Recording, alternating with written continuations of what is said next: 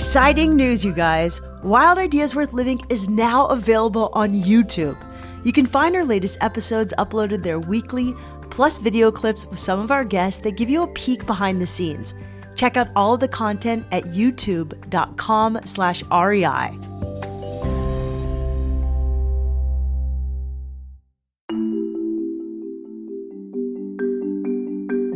There's just something about riding in the backcountry on trail that is so mentally engaging. Like, it really brings you to the present because you can't just zone out. Like, you have to be paying attention and figuring out how you're going to clear a section or what that climb looks like or tune into your body. And so it's just a way of moving in a landscape that really brings me into myself and right into the place.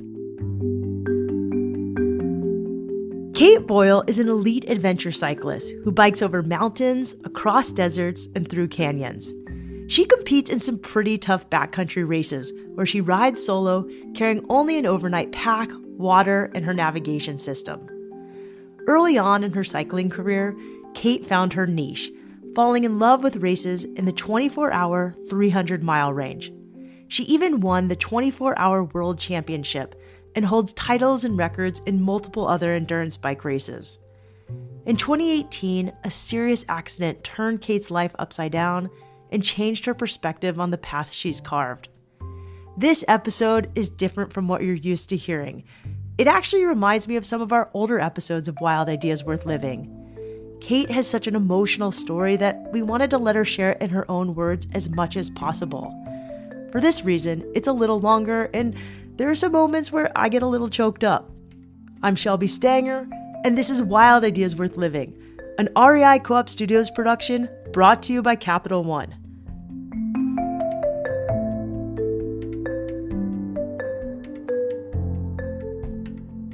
Kait Boyle, welcome to Wild Ideas Worth Living. We're excited to chat with you. Thanks, Shelby. I'm psyched to be here. You're friends with a few previous Wild Ideas guests, Lael Wilcox and Rebecca Rush, who was an early guest. You're a backcountry endurance mountain biker. Can you just break down what that means for those of us who don't totally know? Because it sounds like a really big, amazing thing. Yeah, backcountry endurance mountain biking is just riding for a long time, whether it's a full day or multiple days, like overnight in more remote places. And are you staying overnight? Yeah, I mean, I think the beautiful thing about backcountry mountain biking is like it can be pretty accessible. Like you could go on a backcountry ride that's just a few hours because backcountry is really just farther from support where you need to be more self-sufficient. So I can go on like a backcountry ride from home, but you can also go on these kind of backcountry endurance rides that are multiple days and you can stay overnight. Like you could be staying at huts or you could be camping and carrying all the stuff that you need to be bikepacking. You live in an area where like this sounds amazing to do this in near Idaho. Wow. Yeah, for some of the year, a lot of the year, there's a lot of snow. So you're either on a fat bike or skis, but there's kind of 4 glorious months in the Tetons for mountain biking. Amazing. How did you get into this? I got into this kind of through a side way or a different way. I started with a career in outdoor education. So I have a undergraduate degree in wilderness leadership and then a master's in place-based expeditionary and environmental education. So very niche. Yeah, but I think a lot of listeners of this show would really like to study that in school. Yeah, it's amazing. And it's interesting because it doesn't necessarily give you a lot of specific career doors, but it gives you a lot of tools to really like follow your heart and create a career that's the life that you want to live. And that's what led me to being able to make a career out of being a professional backcountry mountain biker are the skills that I learned through wilderness leadership and adventure education. So back up. How did you first decide to study this? Yeah. Well, when I was 17, I graduated high school a year early, not because I was particularly smart, mostly because I just figured out how to be done with what I needed to do. That's smart. And my dad was like, well, if you're not going to be in school this year, like you need to do something that is educational or growth oriented. And he suggested an Outward Bound or NOLS course. And so I found a month-long mountaineering course in Patagonia. And that made me want to study environmental studies. And I just, in the earlier years of college, first at the University of Vermont, I just found myself drawn to all the outdoor recreation-oriented courses, like avalanche education course in the Sawtooths and like ice climbing in the White Mountains. And one of those instructors looked at me one day and was like, you would do really well at Prescott College. It's very experiential education based, field based. And I looked into it and I transferred and realized that like I could have a degree and a career based on teaching leadership skills and connecting people to the natural world and helping them belief in themselves through the power of adventures in the outdoors. Well, that's like my whole deal. I love this. Yeah, but I didn't know you could actually study this.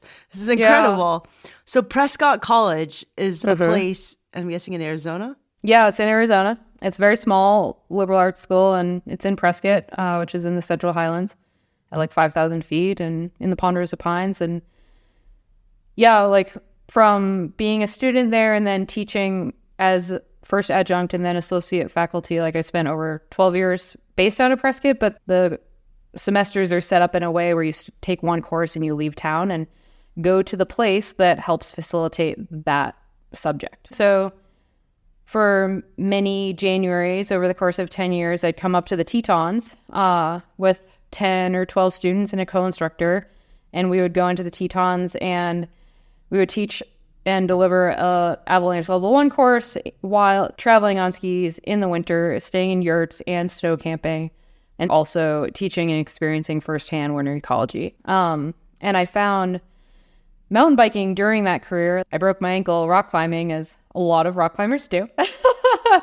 And you can ride a bike or way before you can do other things. And so I got on a bike and I realized pretty quickly that I would be able to go really far. And so I rode the Great Divide mountain bike route from Mexico to Canada that first year. And that opened up this whole other way of traveling that really suited my body and my heart. And that has led into then this domino effect of opportunities.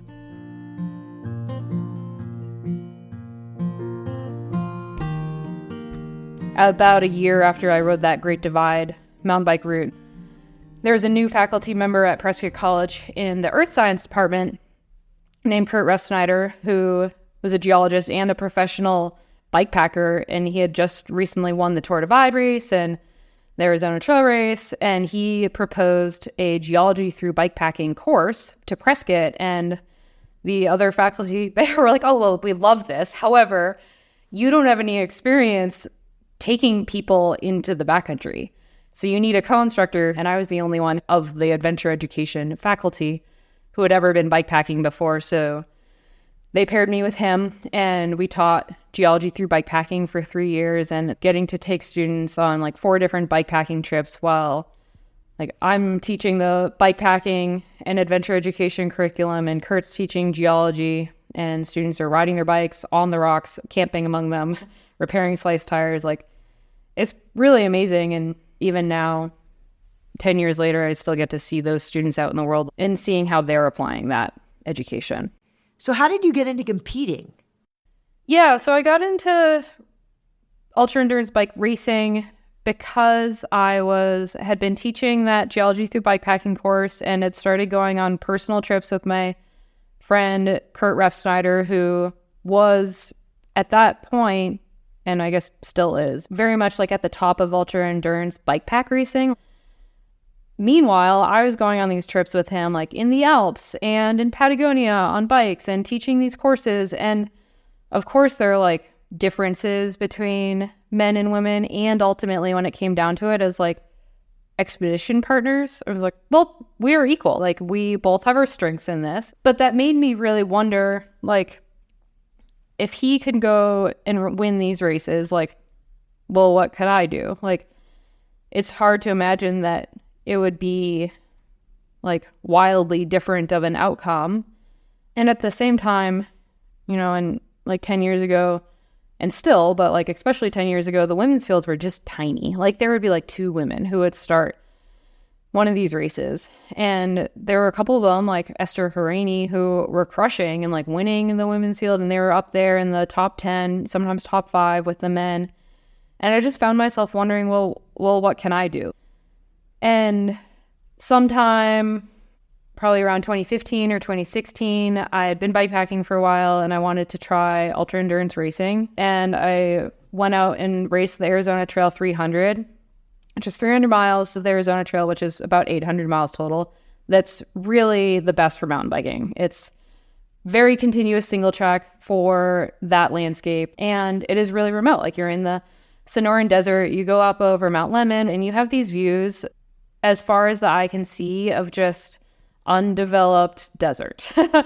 And 300 miles on a mountain bike takes a pretty long time. For that race, typically like the fastest guys and some women finish in around 50 hours.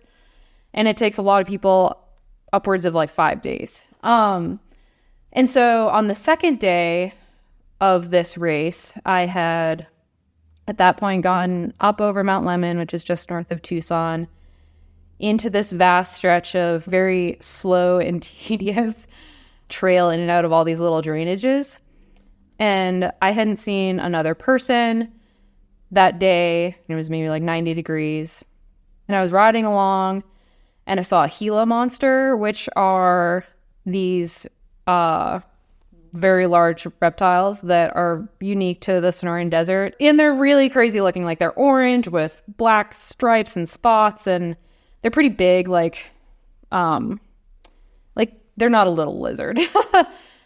And so I saw one of those and I was like, oh my God, that's amazing. And was riding like pretty affected by dehydration and some heat, but was just like all of a sudden this stretch that typically takes 8 hours. And suddenly that 8 hours just felt like I was floating through the desert, like winding my way through the creosote bushes, which are a plant very common in the Mojave and Sonoran deserts. And when it rains, they have a very distinct smell. Like if you have ever been in those deserts after it rains, the smell you smell is the creosote bush. And the Latin name for that is Lauria tridentata. And it hadn't rained, but I could smell them pretty strongly and they were blooming. And suddenly for a while, anytime I would brush up against one, I would just sing Lauria tridentata. And I think at this point, maybe like a little fueled by the whole like hot, dehydrated, the sleep deprived, really by myself. But it just had this amazing feeling where I was like, I am just so happy being right here, right now. And like, the finish line doesn't mean anything at this moment. I just am having the time of my life riding my bike by myself in the desert.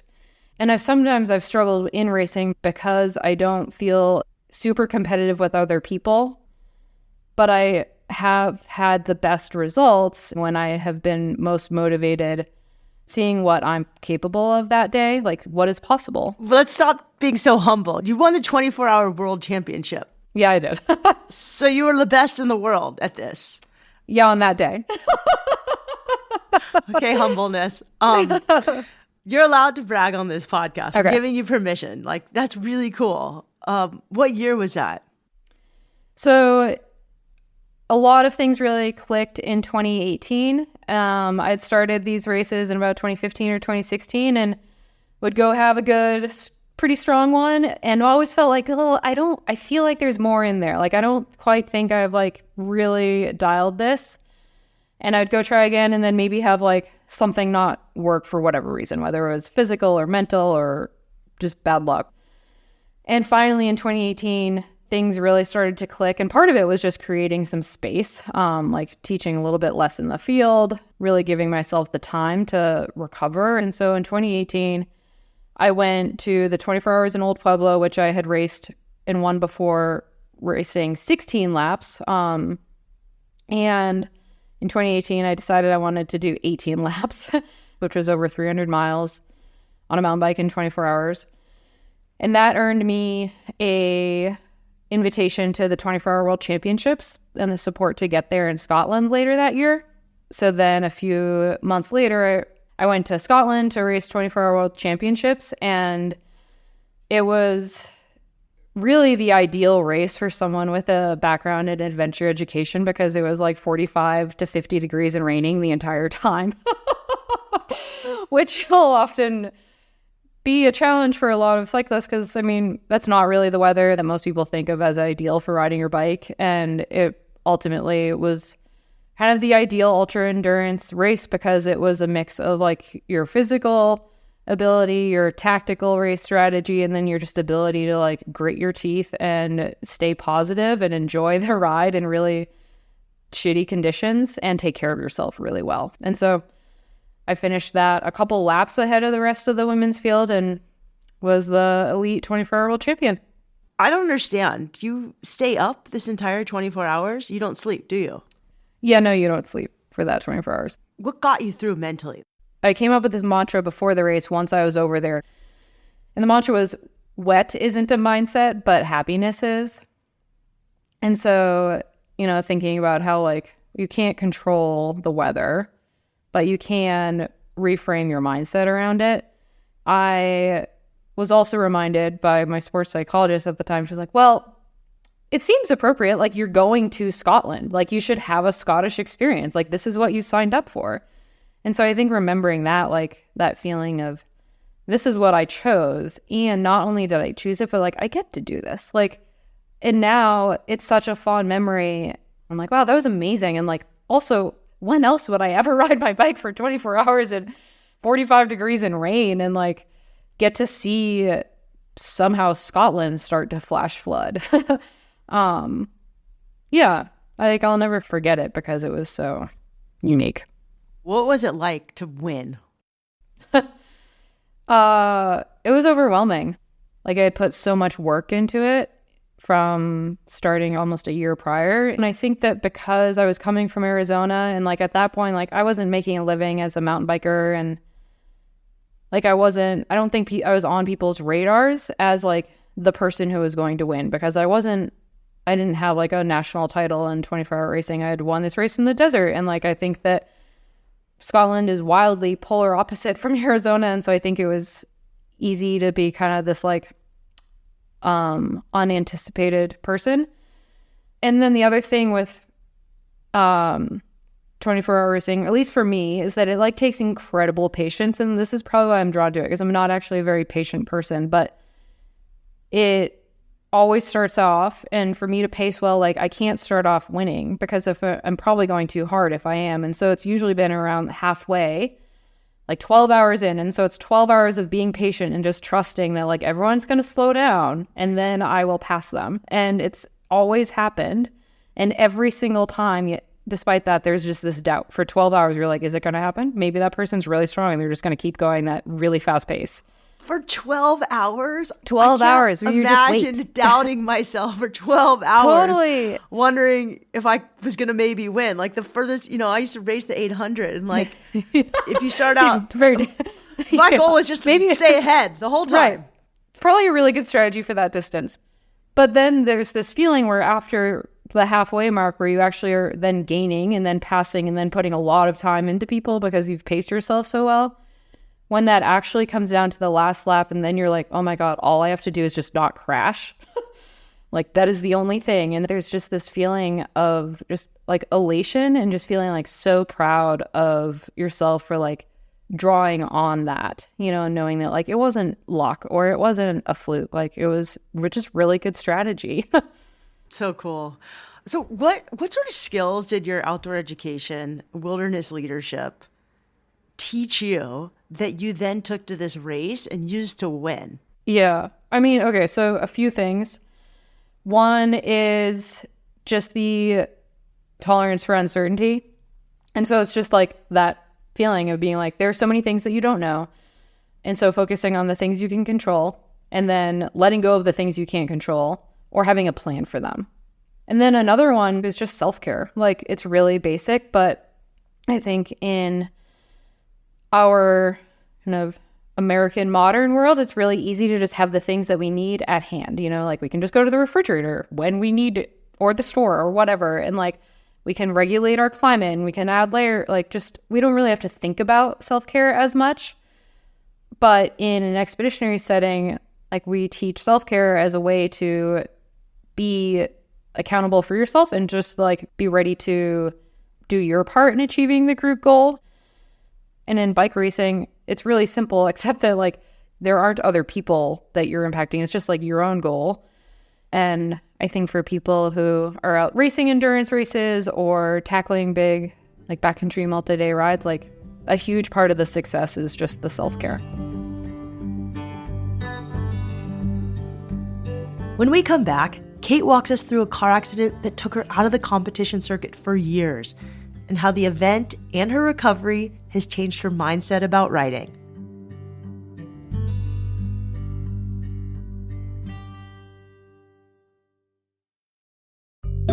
Hey Wild Ideas listeners, I have good news. REI and Capital One have partnered together to support the shared mission of creating a more equitable outdoors. Through the REI Co-op MasterCard program, Capital One and REI have donated $3 million to the REI Cooperative Action Fund. That donation supports more than 200 nonprofit organizations across the country working to create a more equitable outdoors for everyone.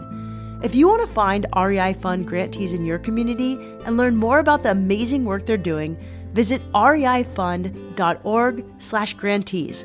That's reifund.org/grantees. And to learn more about the REI Co-op MasterCard program, go to rei.com/MasterCard-podcast. That's rei.com/MasterCard-podcast. We'll include both links in the show notes. Terms apply.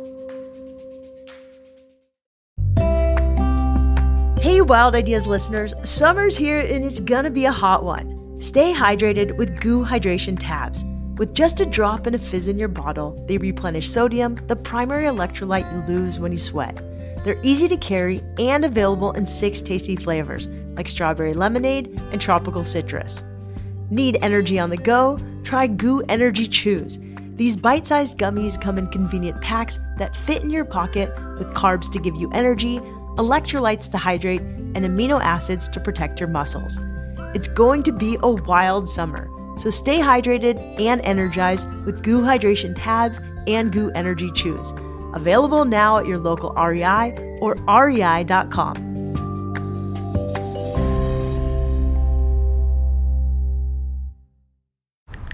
Life is full of distractions. Silence notifications. At REI Co-op, we want you to hear the reminders, to take a step back, take your life back, and call time out. With gear and clothing from top outdoor brands and classes and advice from our experts, we're here to help you opt outside. No matter what life throws at you, don't let it distract you from living. REI Co-op. Visit rei.com/opt-outside.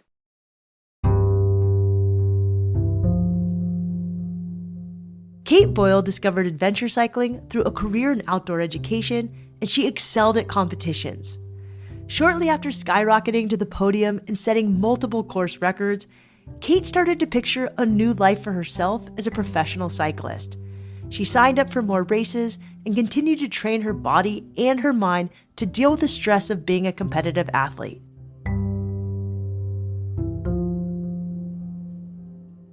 You mentioned having a sports psychologist. Did you always have one? Was that part of school? No, I didn't.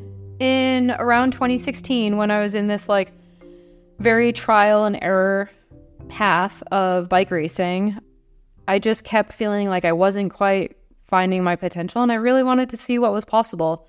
But the mental side is so huge. And I think with endurance sports, like the more time you're out there, the more time you are with your head, especially with these like more solo endeavors where you're time trialing something by yourself, or you just naturally get spread out and don't see someone for another day. Like the motivation has to be intrinsic, and you have to have strategies for just continuing to get the best out of yourself without that like external competition. And so I started working with a sports psychologist who I worked with for a really long time, like all the way up through really big traumatic injuries from a car accident. And can I ask about this traumatic car accident? Was that during biking, from biking? Not from biking. This was 5 years ago. So in 2018, we like had 24 hours of the old Pueblo. Huge success, course record. Had the Arizona Trail 300. Huge success, course record. Became world champion in 24-hour racing. Huge success. And came home from Scotland at the end of October and was like at the top of the world, right? I was like 30 or 31 and it was just like, this is amazing. I have cracked ultra endurance cycling. I'm going to go start winning outright and like setting overall records on these things. And was really excited. Took my off season in November and got on my bike like at the end of December and started to train and was here in the Tetons where I was starting to try to figure out if I could like support myself financially as a professional cyclist. And on Christmas Eve, I was driving from the one grocery store here in Driggs to a friend's house for a Christmas Eve potluck. And it had been raining and then the roads apparently froze and I lost control of my truck on the highway going about 40 miles an hour. And while spinning out of control, I was T-boned in the driver's side door from the oncoming car to really no fault of their own. They were just trying to avoid me and my truck was out of control. And I was fully conscious the whole time. The windshield was exploded. The car was crushed in on me and I had this burning sensation in my pelvis and I couldn't feel my legs. I was like, wow. Well, from what I know from like wilderness medicine, this could mean that I'm paralyzed. And if I'm paralyzed, then that means I'm probably not riding a bike or walking in the way that I know those things to mean. And then I also had this thought, and I was like, well, that's like a really easy thing to freak out about and like totally lose it. And I just thought of bike racing and was like, wow, I have one choice right now. And that is like to control my mindset around this. And so I'm just going to focus on my breath because I am breathing. And so I just focused on my breath. And after a few hours, they got me out of my car, like a paramedic who's tiny little woman. She like crawled through the broken window, hooked me up to morphine, got me out of the car. Still had no idea if I was paralyzed. Still could definitely not move and could not feel my legs. And it turns out I had ruptured my bladder and I had to go into emergency trauma surgery that night. And then in the morning on Christmas Day, I learned that I had shattered my pelvis and my sacrum and my fibula, which is very minor in the grand scheme of things. My bladder was going to be fine. It was going to actually heal on its own despite now having like a 12-inch incision down my abdomen. And this wonderful orthopedic surgeon came in. And at that point, Will, my boyfriend at the time, who's now my husband, and my parents, they'd all just met for the first time ever at the airport on Christmas. And they were there with me. And my surgeon walked in. He was like, well, you're going to have a full recovery. And I was like I can race 24-hour races again and ultras. And he looked at me like I was crazy. He was like, well, I don't see why not. And I think that, one, I don't think anyone ever asked him that before. And I was just like, okay. And that was all I needed to be told was just like, and it didn't really matter if that was true or not. It was just like the chance to try. And that was the beginning of a very long journey to heal. Okay, this story makes me cry. So like, yeah, me too. That's really heavy. Like, good for you for, one, good doctor. He's amazing. He could have said something else and that would have changed everything. Mm-hmm. I'm guessing this completely changed your life. Oh, yeah. Yeah. Do you want to talk about that? Like, yeah, totally. Like that's a really heavy experience to go through. And I think that's kind of all of our biggest fears as athletes, not being able to do the thing we love the most, but also like you're probably in a lot of pain. Yeah. Yeah, it's easy to forget about the pain part. Like, I think that our bodies are wired to forget about that. That's good. Okay, so we won't talk about the pain. Well, no, but we can, because like, we also, that's also what therapists are for.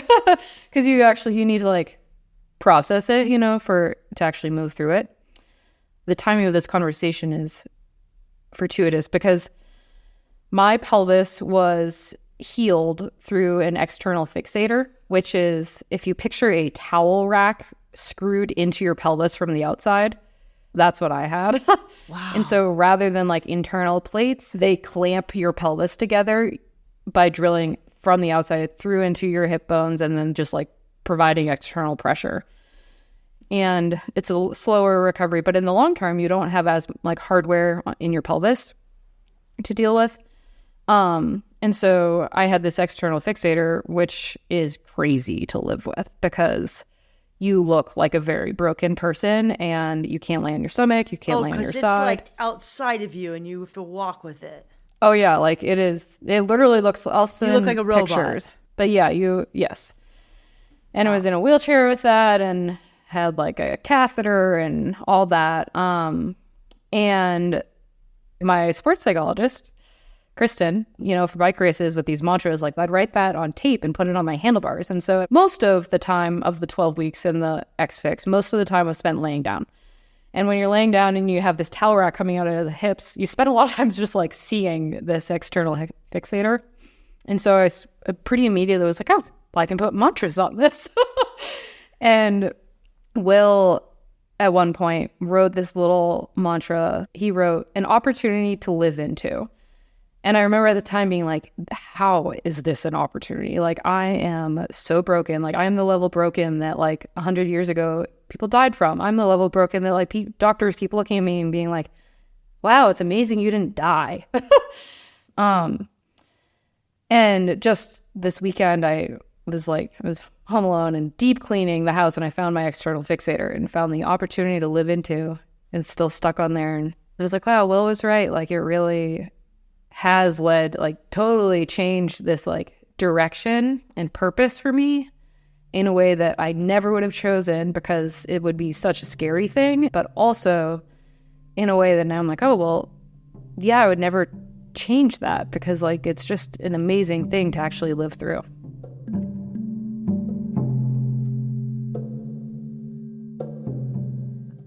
I imagine the recovery was really long, but then how did you decide what's next and what did it lead you to? Oh yeah, that was the other thing. I was on the phone with Will when this happened and he was on speakerphone and the phone flew out the window of the car. Oh. I don't know how.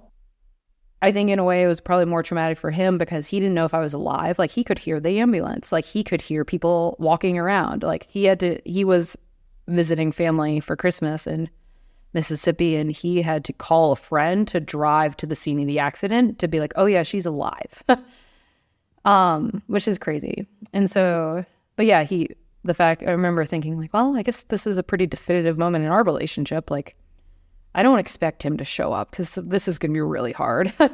And he did. And he cleaned these like open wounds for like 12 weeks. And yeah, now we are married and get to have that as part of our foundation, which is pretty crazy. And I think with the recovery, like, it's really interesting. And especially now, like, seeing some friends go through similar things where like you have this really big accident that puts like what you love into jeopardy. You just have to believe that whatever it is that you want to be possible, that it is possible, and to just try, while concurrently, and this is where the sports psychologist was like so key, but you also have to just learn to accept whatever happens.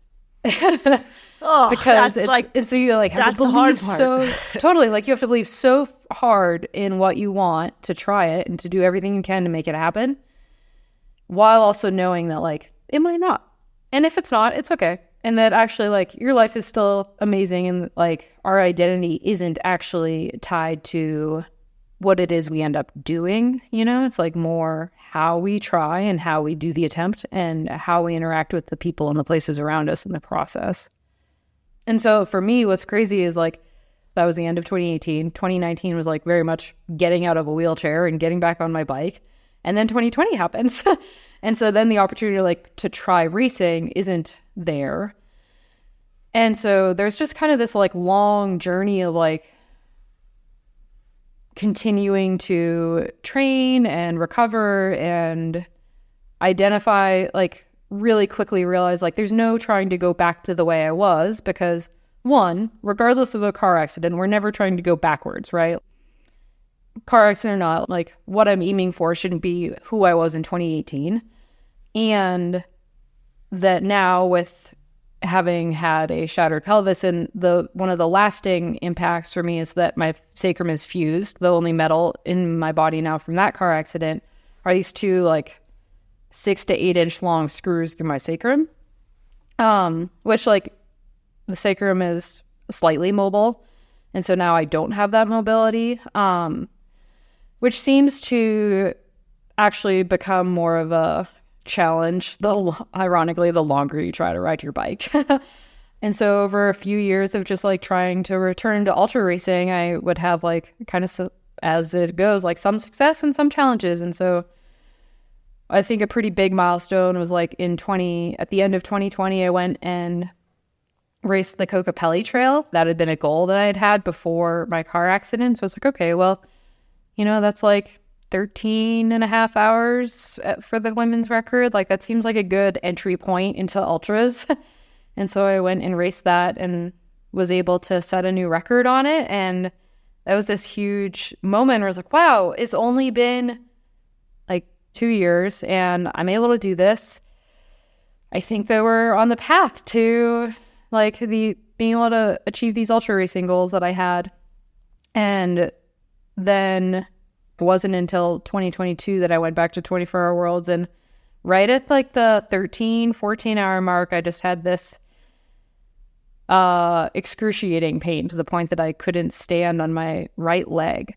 Like the level of pain that after you shatter your pelvis, you're like, this isn't good for me and I should not be feeling this way. And amazingly, my physical therapist, Kelly, who was there, she's like, you need to get off your bike. Like, this is not okay.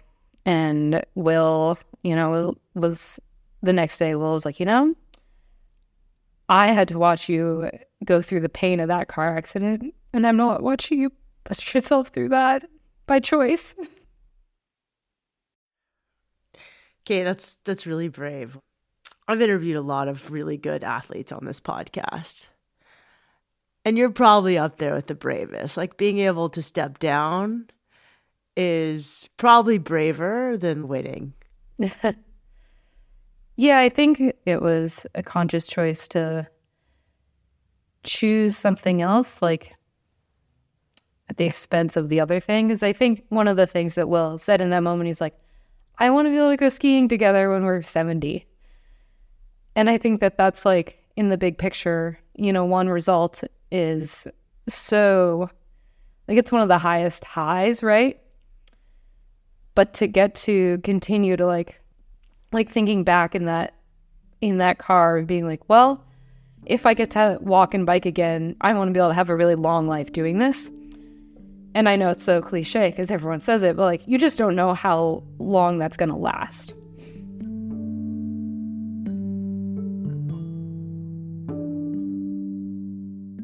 Any advice to someone who wants to live wildly?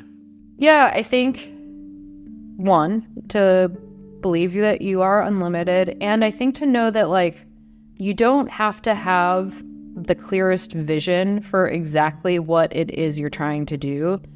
And that may not sound intuitive, but I think that often that like living wildly and having really big dreams is also being open to the uncertainty and open to the unknown, and just being like, well, this feels right, or like there's something about this that really speaks to me, and making decisions based off of what like really feels inspiring and really gets you excited and even maybe a little scared, versus the feeling of like, oh, well, I should do this, or like I'm expected to do this, or like it's safe to do this.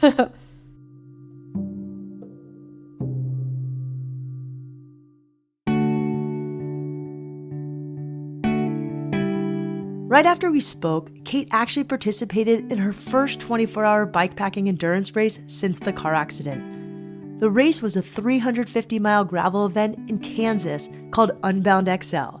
She placed fourth in the women's category with a race time of just under 27 hours.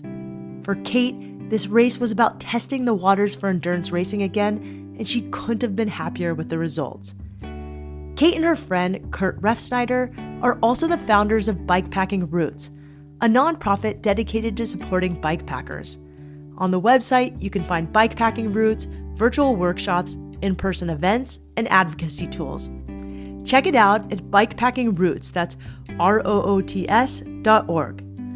If you want to read her thoughts on the journey from the car accident to racing again and hear about what adventure she's pursuing next, head to Kait's Instagram at kait.boyle. That's KAIT.BOYLE.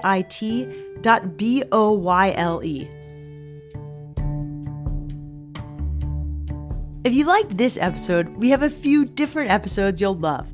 You can listen to our interview with endurance cyclist Lael Wilcox, who is currently riding around the world. You can listen to both of our episodes with Rebecca Rush, the 7-time world champion endurance cyclist.